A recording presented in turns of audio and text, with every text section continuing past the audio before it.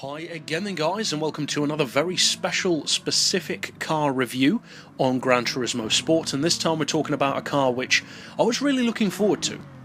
Not because it's necessarily one of my absolute favourite cars, but more so to see how it would compare with the other vehicles in the game. And the vehicle in question is the Ferrari LaFerrari. Of course, one of the three kings of speed currently, alongside the McLaren P1 and the Porsche 918. Personally, my favourite of the three is actually the fourth one, the one which was never made, the Jaguar CX-75. But of the three, the LaFerrari is my car of choice. Now, this vehicle has, at the same time, great specs, but also a whole lot to live up to, because the Enzo on GT6 is already a very popular car, a very fast one for sure, and a pretty good one as an all-rounder.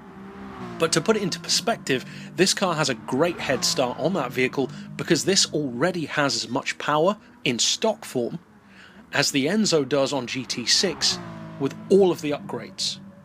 That's pretty impressive. 949 horsepower compared to the 979 that the Enzo had with everything done to it. That's a pretty high bar for this car to enter with already. Now the torque isn't ridiculously high, but that's not too surprising for a Ferrari. It is of course a hybrid with a V12, and it's putting out 516 pound-feet of torque. Now that alone would be great. In any supercar, over 900 horsepower guarantees great performance.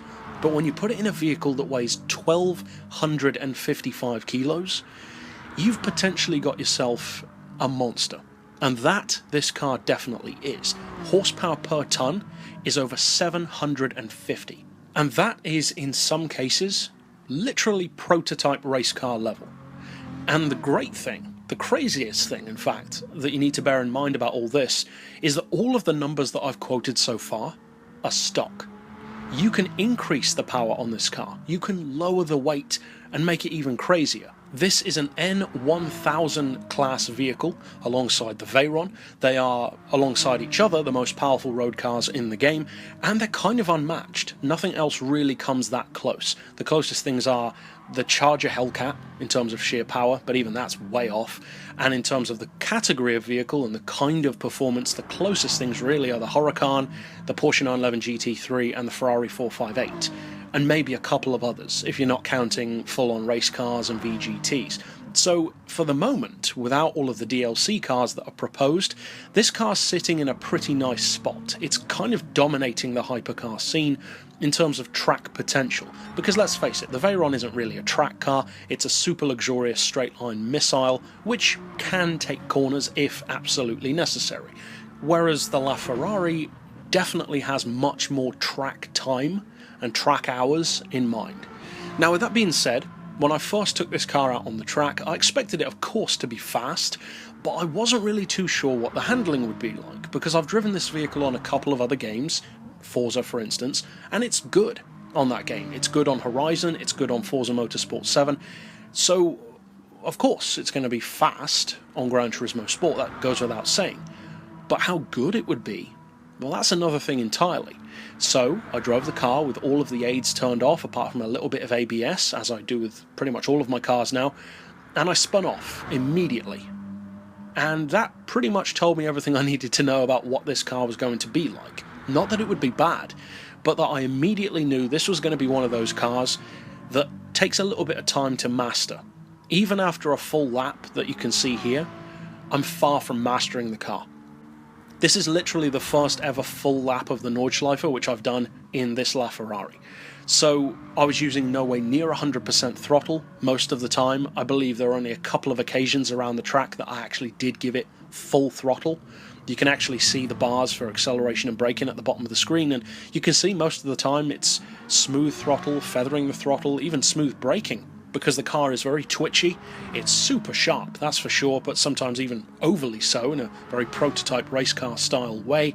And this is most definitely a vehicle which is not for beginners, that goes without saying, more so than any other car I've driven in the game so far in fact, but also it's one of those cars which, despite being initially challenging, very clearly gives off a vibe that if you stick with it, with this car, it's going to serve you real well. And the potential which a car like that has is usually much higher than a car that's easy to drive straight away. Not that easy cars are bad, they just have totally different advantages. A car that's easy can of course be perfect for a beginner, whereas the LaFerrari is most definitely not a beginner's car. If you buy Gran Turismo Sport and have a bit of bonus money depending on the version that you buy, I would not recommend using that money at the start of the game to buy a LaFerrari. As much as you might want to, you would be better off buying something else. Even like a Tomahawk is easier to drive than this. Literally, it's easier than this.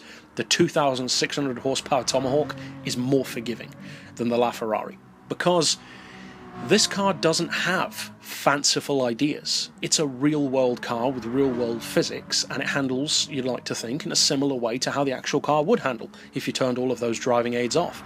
But overall, even without using anywhere near its full potential for the majority of the track, I expected it to be maybe a mediocre lap, and compared to some people, maybe it is. I'm not the fastest of drivers anyway. I tend to be around 6 or 7 seconds off the world's fastest time on any particular track in any particular class, so I'm definitely not the fastest of drivers, but I was surprised, pleasantly surprised, that even without using anywhere near its full potential, I'd say maybe 70% of its potential, possibly close to 80%, it was already immediately, on my first lap ever, faster than any of my GT3 cars. That's pretty impressive, because although yes, it has way more power, even though I was using it in its lowest powered form with around 800 horses, that is still not a race car. So to beat actual race cars with 500-600 horsepower and a similar kind of weight level, or sometimes less, that really does go to show the sheer potential which the LaFerrari has.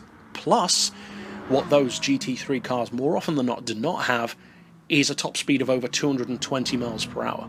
And that's over 220 with the lowest power, so imagine what it can do with almost 1100, which is available in this car. So overall, for 1.6 million credits, it's definitely not a beginner's machine, but if you master this car, even after 1 or 2 laps, you're going to have a lot of fun with it.